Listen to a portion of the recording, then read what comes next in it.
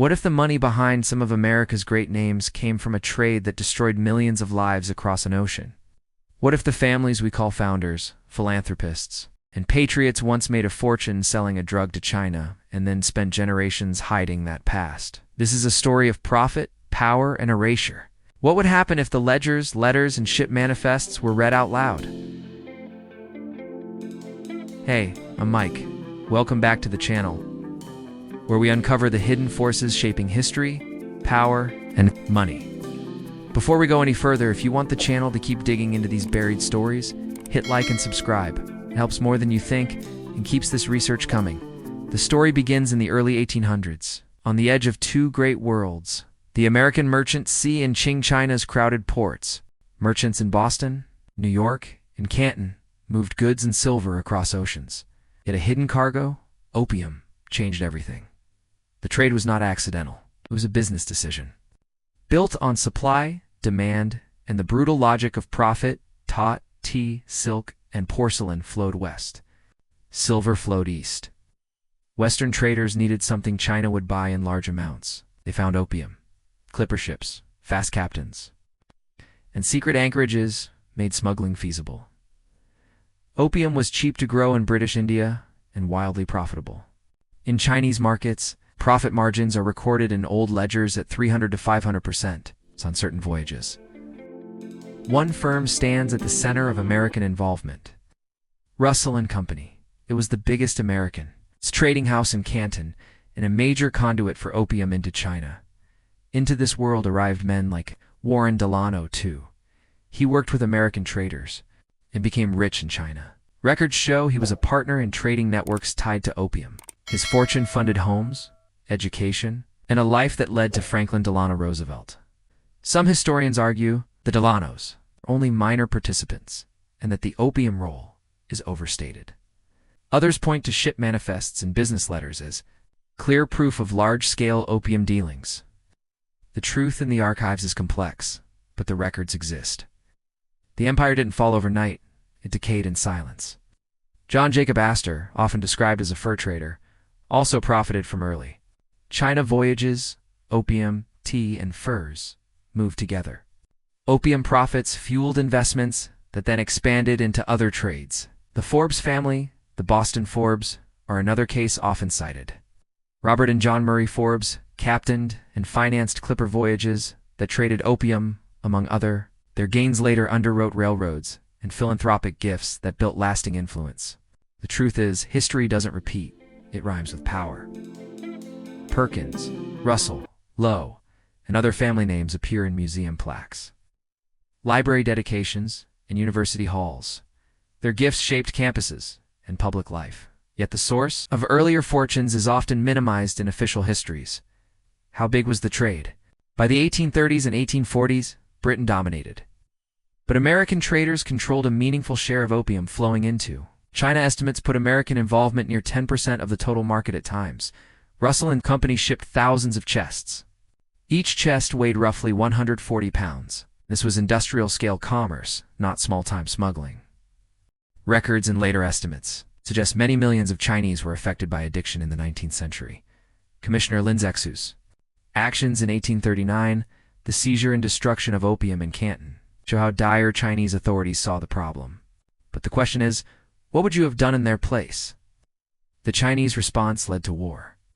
The Opium Wars changed China's sovereignty and trade rules. Treaties forced open ports and imposed reparations. The legal and social aftermath vastly expanded foreign commercial access.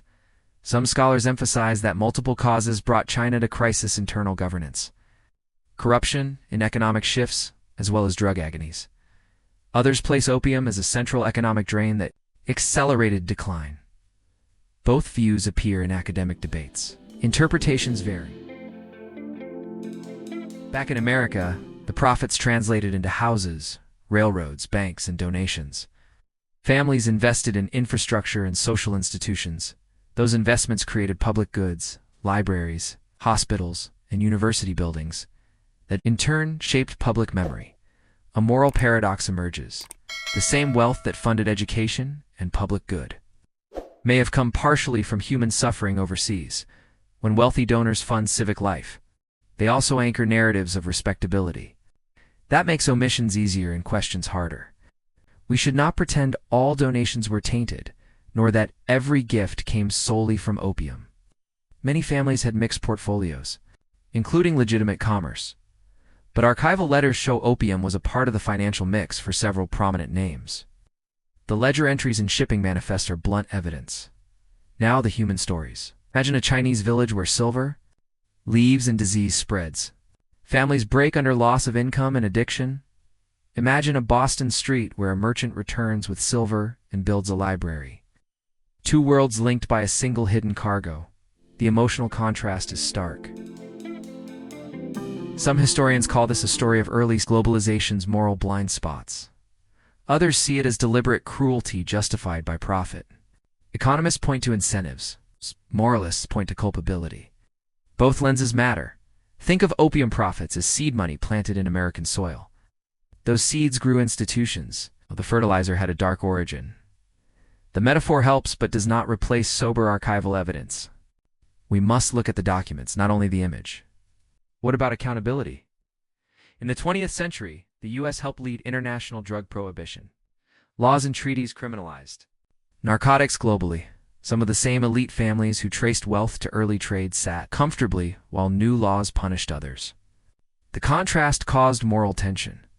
There are also conflicting views. Some argue the later prohibition movement aimed at public health and international order, not hypocrisy. Others say it conveniently erased inconvenient origins while reinforcing control over marginalized groups. These conflicting interpretations deserve thoughtful debate. Short recap. American merchants engaged in opium trade. Profits flowed back. Home families invested in institutions. China suffered massive social and economic harm. We know this through ledgers, its manifests, and diplomatic reports, but many details and motives remain debated. Confidence level, medium on the scale of documented involvement, high that opium trade, affected both wealth and geopolitics. The turning point was public and political pressure in China and military responses from Britain and, indirectly, foreign powers. Trade patterns shifted. Some American houses diversified. Others retreated. The moral narrative moved into archives. And family stories, the money helped build universities, museums, and foundations that still stand. The historical amnesia came from selective memory, philanthropic influence, and the tendency of institutions to sanitize benefactors' pasts. Legacy shapes how the public remembers the past and who gets credited for nation building. Think of how today's toxic industries can fund public goods while leaving hidden harms behind. Tech fortunes, fossil profits, and historical trades all raise similar moral questions. Pattern repeats: profit, public gift, sanitized memory. Not identical, but echoes are clear. So what can be done? Truth-telling through archives, transparent university histories, and context in museum exhibits are a start. Some institutions have begun to research donor origins and publish findings. Public scholarship invites conversation about reparative steps and acknowledgement. Confidence level: medium for institutional willingness, low to medium for full reckoning. This matters because public memory affects public policy. If we understand how money and power shaped institutions, we can better judge present-day decisions. A clearer historical record does not erase good works, but it does frame them honestly, eh? The opium trade reshaped Chinese society, helped create Western fortunes, and left moral puzzles we still face.